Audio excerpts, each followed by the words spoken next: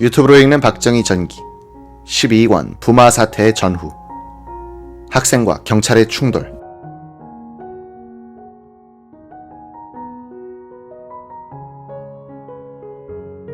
(1979년 10월 16일) 오전 9시 10분쯤 정광민은 상대 앞 벤치에 앉았다.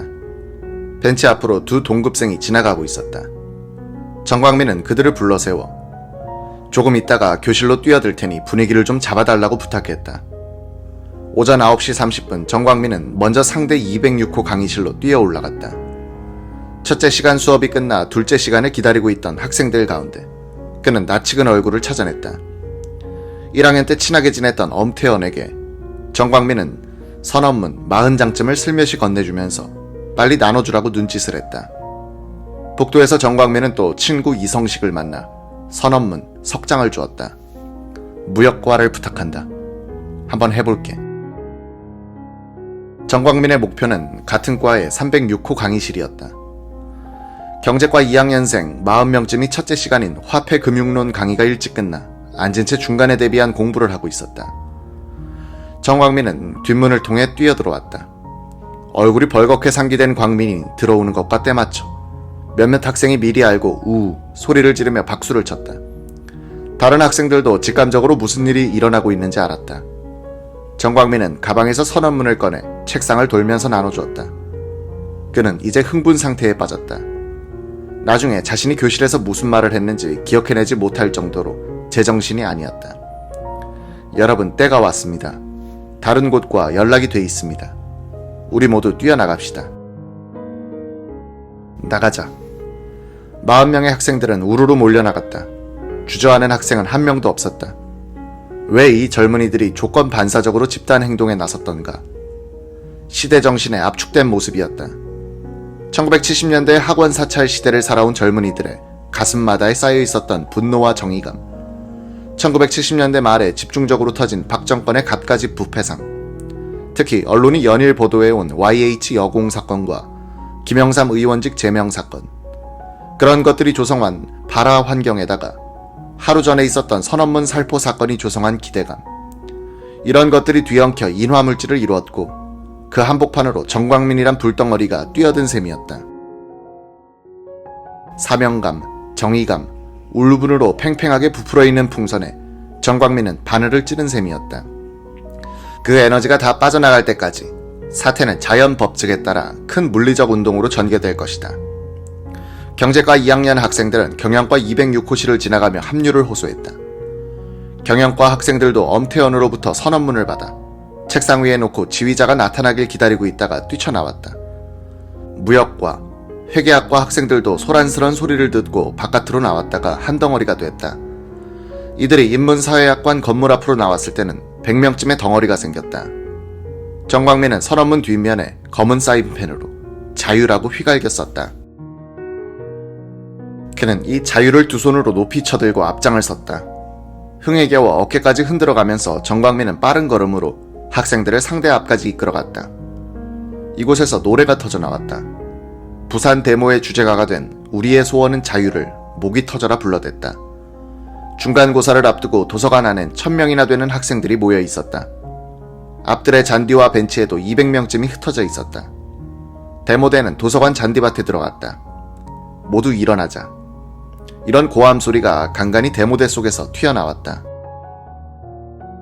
그들은 선구자, 교가, 애국가를 계속 불렀다.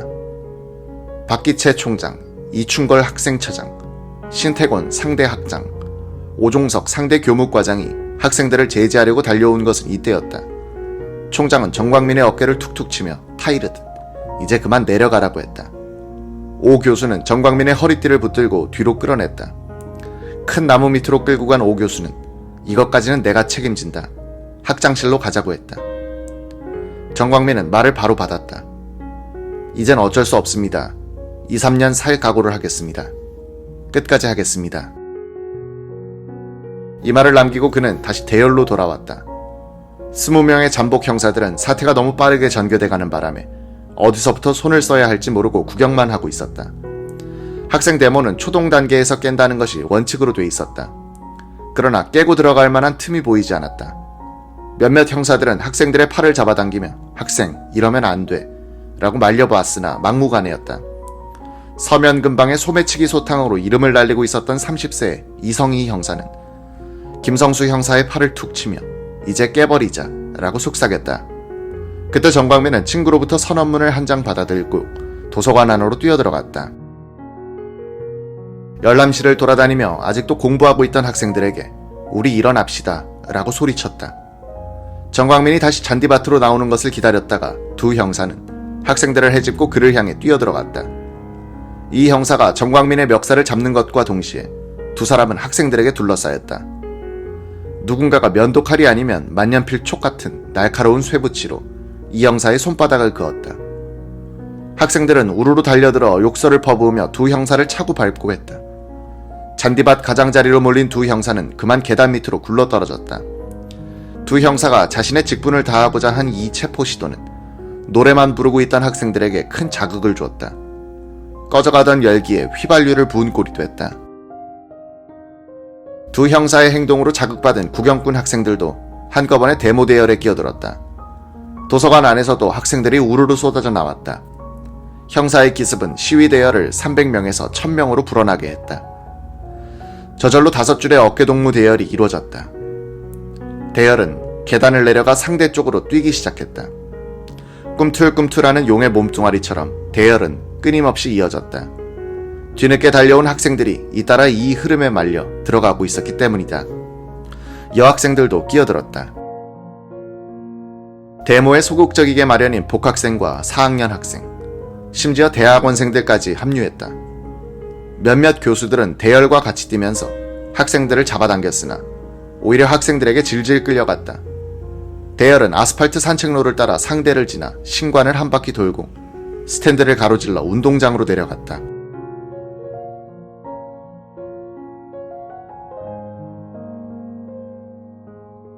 데모 대열은 이제 2000명점으로 불었다.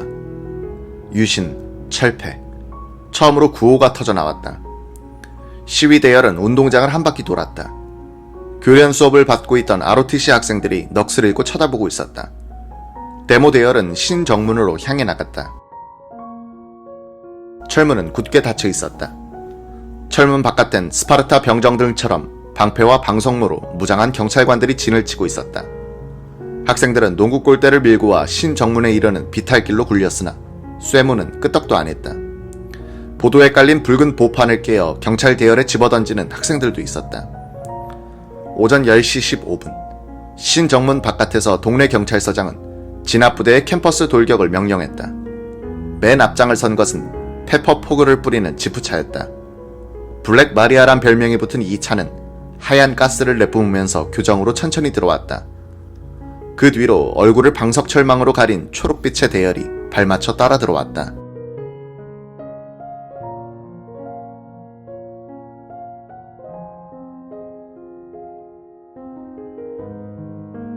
학생 대열은 매운 가스 앞에서 무너지기 시작했다. 콜록콜록 재채기를 터뜨리고 눈물을 찔끔찔끔 짜면서 그들은 우르르 물러났다. 일부 학생들은 대항했다. 시계탑 밑에 보도에 깔린 보판을 빼내 가스차에 던졌다. 유리창에 철망이 쳐져 있어 보판을 맞고도 끄떡하지 않자 보판을 깨어 조각으로 만들어 던지기도 했다. 잘못 던져 앞에 학생이 얻어맞기도 했다. 학생들이 대항하자 경찰은 MPG, 최루탄 발사기를 쏘고 사과탄을 던졌다. 이때 캠퍼스로 돌아온 경찰은 585명이었다. 데모대를 완전히 해산시키기에는 모자라는 병력이었지만 학생들을 자극하여 거대한 분노의 덩어리로 만들기에는 충분했다. 블랙 마리아는 운동장으로 들어가 달아나는 학생들을 뒤쫓았다. 너무나 집요하게 추격하는 바람에 구경하고 있던 지질학과 이만규는 저러다간 학생들이 차에 깔려 죽겠다고 소리치며 데모 대열로 뛰어들었다.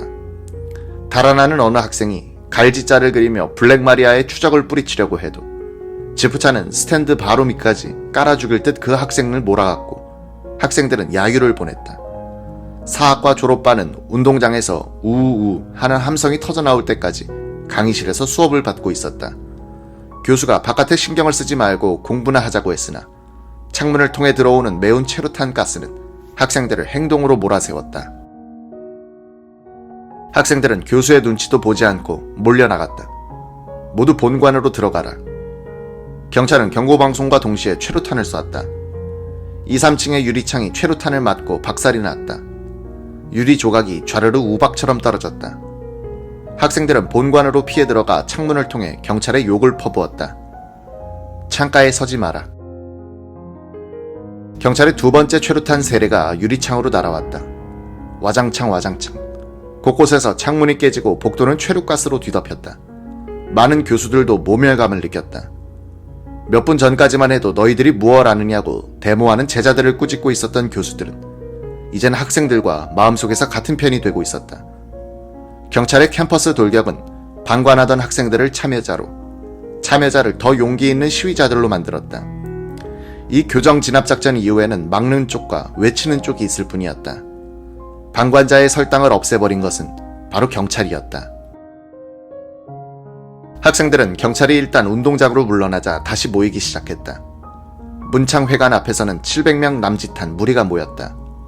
이 무리는 구정문 쪽으로 행진했다. 구정문은 신정문에서 남쪽으로 200m쯤 떨어진 곳에 있었다. 학생들은 어깨동무를 하고 구호를 외치며 나갔다. 체육관, 도서관, 본관에 몸을 피했던 학생들이 다시 쏟아져 나와 이 대열에 합세했다. 이때 경제과의 어느 학생은 본관 창문으로 머리를 내밀고 데모 대열을 구경하고 있는 마지막 방관자들에게 외쳤다. 역사를 두려워하라. 이 구호는 아마 부산 데모를 통해 나온 모든 구호 가운데 가장 수준 높고 준엄한 것이었으리라. 대열이 구정문으로 꺾이는 모퉁이를 돌 때 옆에 붙은 공대 강의실에서 공대생들이 무더기로 뛰어나와 합류했다. 이제 1000명이 넘게 불어난 사람의 무리는 비탈길을 무서운 관성으로 휩쓸며 내려갔다. 구정문을 향해 쏟아져 내려간 학생들은 철문이 굳게 닫혀 있는 것을 보았다. 그들은 수의실에 돌을 던져 박살을 내고 그 옆에 붙은 블록담을 공격했다. 블록담에 쳐진 철망을 걷어내고 수백 명이 한꺼번에 발길질을 하자 담이 와르르 무너져 내렸다. 드디어 학교 밖으로 나온 학생들은 100명쯤의 기동경찰대와 맞닥뜨렸다. 구정문 앞에는 가게가 있고 이 가게 앞엔 빈 음료수병이 쌓여 있었다. 학생들은 너도나도 이 빈 병을 집어던지기 시작했다. 경찰 버스의 앞 창문이 산산조각이 났다. 경찰은 이 기세에 눌려 주춤했다. 학생들은 무너진 구정문 쪽 블록담 사이로 본물처럼 터져나왔다. 300명 남짓한 학생들이 주택가 골목 사이로 빠져 온천장 쪽으로 뛰어갔다.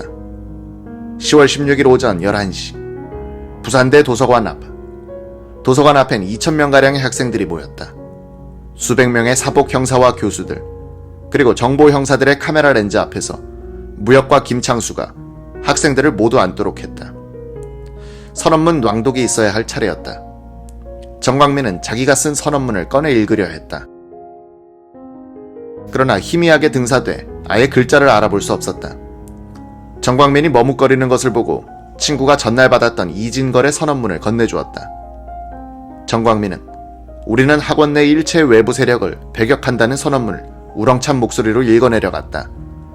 그가 선언문의 첫 단락을 다 읽고 고개를 들었을 때 그의 눈 속으로 들어온 것은 도서관 옥상에서 그를 겨냥하고 있는 카메라 렌즈였다. 한 학생이 앞으로 나와 데모할 때 주의할 일을 설명하기 시작했다. 경찰에게 폭력을 행사하지 말자. 그들에게 무슨 죄가 있나. 상점이나 학교 기물을 부수지 말자. 모두 우리가 낸 세금이다. 행인에게 방해가 안 되도록 질서를 지켜 시위를 하자. 학생들은 데모의 목표 지점을 놓고 토론을 벌였다. 온천장으로 가자. 아니, 부산역까지 나가야 한다. 이렇게 실랑이를 벌이고 있는 사이 정광민은 같은 학과 친구들에게 끌리다시피 하여 도서관 뒤쪽으로 빠져나왔다. 한 친구는 3,000원을 주면서 이제 너의 할 일은 끝났다. 친구 집에 가서 숨어 있으라고 했다. 내 친구는 광민이를 번쩍 들어 뒷담으로 넘겨보냈다. 학생들은 목적지를 놓고 도서관 앞에서 토론을 벌였으나 결정하지 못했다. 우선 학교를 뚫고 나가기로 했다. 8줄로 어깨동무를 했다. 그리곤 비탈길을 따라 무너져 내리듯 운동장 쪽으로 뛰기 시작했다. 많은 학생들이 가방을 든 채 뛰었다.